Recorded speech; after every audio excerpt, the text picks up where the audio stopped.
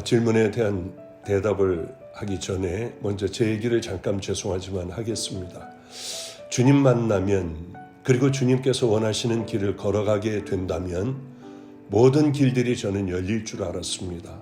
성자의 길도 가고 성결해지고, 그런데 분명하게 믿은 믿음은 하늘에서 메추라기가 만나가 떨어지게 될 거야, 반석에서 불이 나올 거야 하는 기대감으로 똑바로만 가자 하고 믿음의 길을 향하여 걸어가기 시작을 했습니다. 그런데 제가 기대했던 것과는 다른 길이었습니다. 고난과 역경은 계속됐어요. 매도맞기도 하고, 또 알코올 중독자들에게 모욕을 당하기도 하고, 전도하다가 끌려가서 매도맞고요. 참 어려운 일들이 많이 일어났습니다. 아이들은 거듭나는 아이들이 없었고, 알코올 중독자는 계속 술을 먹고 있었고요. 깡패는 계속 물결파에 몸을 담고 그렇게 나쁜 짓들을 했습니다. 얼마나 괴로웠는지 모릅니다. 굶는다는 게 참 힘든다는 것도 알게 되었죠. 일주일 먹을 것이 없어 열흘도 굶어봤습니다.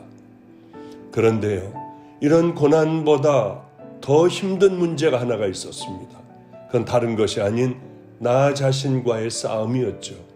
왜 그렇게 이 싸움이 끝나지를 않는지요? 한 가지 예를 한번 들어볼까요? 이제 그런 생활이, 그런 삶이 13년이라는 세월이 지나갔습니다. 이상하게 사람들이 오기 시작을 하더군요. 교회는 일반 교인들로 가득 찼습니다. 우리는 또 다음 교회, 넉넉한 교회로 옮기며 이제 하나님의 축복이 시작되겠구나. 그래, 더 바른 길을 걸어갈 거야 하며 걸어가고 있던 어느 날, 어느 전도사님이 오셔서, 목사님, 음란 사이트가 컴퓨터에는 있습니다. 그러니 음란 사이트를 차단해야 됩니다.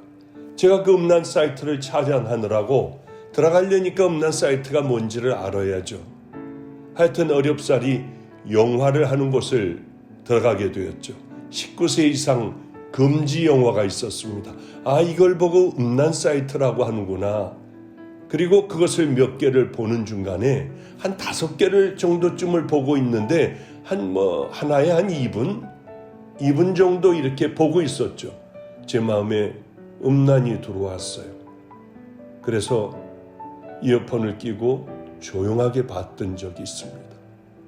그런데 갑자기 제 마음에 이제야 겨우 하나님께서 모든 것을 열어주셨는데 이렇게 종이 이 삶을 살면 되겠니? 하는 음성이 제게 크게 들려왔어도 저는 제가 그럴 줄은 몰랐습니다.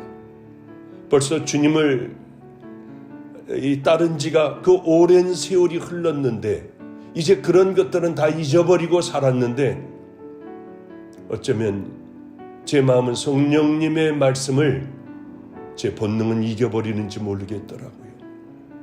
그리고 조금씩 봤습니다. 그러다가 어느 순간에 이러다 나 버림받으면 어떻게 하지? 얼른 모든 걸 다 버리고 강대상으로 뛰어올라가 기도하기 시작을 했습니다. 그런데 제가 하던 방언 기도도 안 되고 이런 순서를 거치면 뜨겁게 우리 주님께서 함께하여 주시는 깊은 기도로 들어가는 그것도 안 됐습니다. 그래, 한잠 자고 나면 될 거야. 자고 해도 안 됐고 이제 주일을 맞게 되었어요. 이제는 많은 사람들이 와서 제 설교를 듣는 그 가운데 갑자기 이런 생각이 들었습니다. 너 안과 밖이 동일한 종이 된다고 네가 늘 설교를 했는데 지금 안과 밖이 동일한 종이 되어 보거라. 그런 그냥 생각이 들었습니다. 저는 설교를 하다 말고, 여러분, 저는 어제 음란 사이트에 들어가 그것을 보고 이제 하나님 앞에 버림받은 종이 되었습니다. 여러분이 용서해 주신다면 저는 다시 시작을 할 거고, 만일 용서해 주시지 않는다면 저는 바로 오늘부로 교회를 관두고 네팔로 의료 사역을 나가겠습니다. 그리고 날 위해서 기도해 달라고 하고 주여를 부르고 제가 늘 기도하던 바로 그곳에 앉아 두 손을 들고 하나님 앞에 간절히 기도하기 시작을 했어요. 바로 그때였습니다. 한 번도 경험해보지 못했던 성령의 불을 받았던 기억이 나요. 우리에게 가장 중요한 게 뭘까? 넘어졌다고 하여 그 자리에 있는 것은 절대로 안 됩니다. 일어나 주님을 향하여 다시 한번 걸어가야 하는 거죠. 그럴 때 하나님께서는 늘 더 좋은 일, 아름다운 일을 했을 때보다 돌아온 자녀들에게 주시는 큰 은혜는 우리가 상상할 수 없다고 하는 거죠. 그때 그렇게 제가 죄를 짓고 하나님 앞에 회개 기도했을 때에 더 좋은 일, 하나님 앞에 내 생명을 다하는 아름다운 일을 했을 때보다 죄 짓고 주님 앞에 돌아왔을 때 주님은 더 저에게 가장 평생에 한 번 겪을 만한 뜨거운 성령의 은혜를 주셨던 그런 기억이 납니다. 우리에게 가장 중요한 것은 넘어져 그 자리에 습관이 되어 그 가운데 살아가는 것이 하나님 앞에 두렵고 떨리는 일이지, 일어나 다시 좁은 길을 향해 걸어간다면 그 아버지는, 우리의 아버지는 다시 우리를 붙드시고 다시 새로 아름다운 믿음의 자녀로 예수 그리스도의 신부로 만들어 주실 줄 믿습니다. 저희 할아버님은 감리교회 성자로 불리십니다.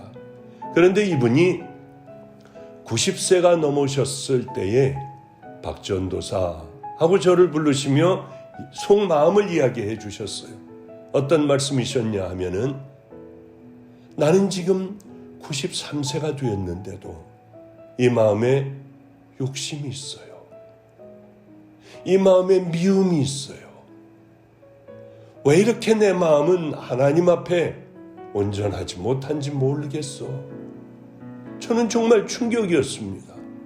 그렇구나. 죽을 때까지 싸워야 하는구나. 싸우지 않으면 넘어지는구나. 붙들리겠구나. 그런 생각을 깊이 하게 되었습니다. 언제까지 싸워야 해요? 주님이 싸우면 너무 지치고 힘들어요.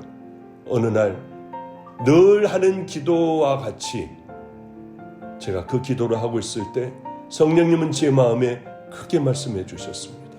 내 품에 안길 때까지야. 이제는 언제까지 싸워야 할 것을 제가 너무나도 잘 알고 있습니다. 주님 품에 안기는 그날까지 하나님의 믿음의 귀한 자녀들, 주의 종들은 싸워야 우리는 마지막까지 승리합니다. 다시 성령님 붙들고 성령님과 함께 믿음의 길을 향해 걸어갈 때 성령님께서는 우리와 함께 하여 주시고 싸워 이기게 하여 주시고 다시 천국의 길을 향하여 달려가게 해주시는 우리 귀하신 하나님 아버지, 예수님, 성령님이심을 알고 그 자리에 머물러 계시지 말고 우리 다 일어나 다시 주님과 함께 십자가의 길을 걸어가는 성도님들 되시기를 주님의 이름으로 축복합니다. 감사합니다.